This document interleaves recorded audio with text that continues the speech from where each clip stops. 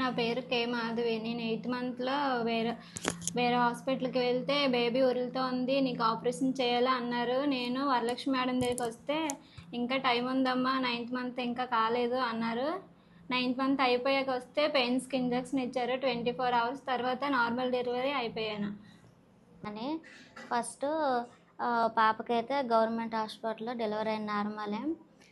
Second time కూడా వెళ్తేమో మరి చూసారు, చాలాసార్లు ట్రై చేస్తే బేబీ అడ్డంగా తిరిగినట్లుంది, మెడలో పేగి చుట్టుకున్నట్టుంది, దాన్ని బట్టి అవ్వడం కష్టం అని చెప్పేసి చాలా మంది ట్రై చేసి ఇక్కడ సౌకర్యాలు లేవు, ఎందుకంటే సిజరీన్ చేయడానికన్నా దేనికన్నా సరే ఇక్కడ అవకాశాలు లేవని చెప్పి మీరు నచ్చిన హాస్పిటల్కి తీసుకెళ్ళి కిందకి సిజరీన్ చేయించుకోండి అని చెప్పారనమాట అక్కడ గవర్నమెంట్ హాస్పిటల్కి.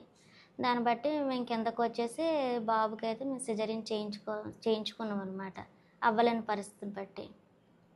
హలో ఎవ్రీవన్, ఈరోజు 2 కేసులు చూశారు కదా. Anusha, Madhavi. Anusha first time normal delivery అయ్యింది.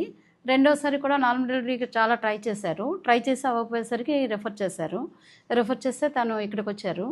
వచ్చిన తర్వాత చూస్తే అక్కడ ఏంటంటే ఆ కండిషన్ అబ్స్ట్రక్టివ్ ల్యాబ్లోకి వెళ్ళింది కనుక సీజర్ చేశాము.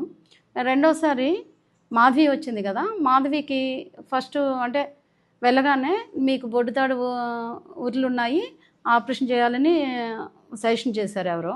ఆవిడ నా దగ్గరకు వచ్చింది. నేను చూసేసరికి అప్పటికి ఇంకా 8th మంతే, అంటే 36 weeks. వెంటనే నేను ఇంకా టైం ఉంది కదమ్మా, తర్వాత చూద్దాంలో వెళ్ళిపోమని చెప్పాను. మళ్ళీ 1 month పోయిన తర్వాత వచ్చారు. అప్పుడు చూసేసరికి బొడ్డుతాడు మెడ చుట్టూ ఏమీ లేదు, నా నొప్పులకు ఇంజెక్షన్ పెట్టాము, నార్మల్ డెలివరీ అయిపోతుంది. అందువల్ల నేను చెప్పేది ఏంటంటే ప్రతి ఒక్కరు యాంటీనెటల్ చెకప్ వచ్చినప్పుడు నార్మల్ డెలివరీ అవుతుందా, సీజర్ అవుతుందా అని చెప్తారు. దాని డిసైడింగ్ ఫ్యాక్టర్ ఏంటంటే నొప్పులు మొదలైన తర్వాత బేబీ ఎలా ఉంది, ఉమ్మనీళ్ళు ఎలా ఉన్నాయి, బొడ్డుతాడు ఎలా ఉంది అన్న దాన్ని బట్టి ఆధారపడి ఉంటుంది. బొడ్డుతాడు ముందు ఉరులుంటే అవి ఇన్ డ్యూ కోర్స్లో డీఎంటాంగిల్ అయిపోవచ్చు, అందువల్ల ముందే డిసైడ్ చేయలేము. అలానే బేబీ అడ్డంగా ఉంది, 6వ నెల 7వ నెలప్పుడు అడ్డంగా ఉంటే 9వ నెలప్పుడు కూడా అడ్డంగా ఉండాలనేమి లేదు. మనం ఎలాగైతే మన ఈ ప్రపంచంలో తిరుగుతామో బేబీ కూడా తన భూమిలో అలా తిరుగుతూనే ఉంటారు.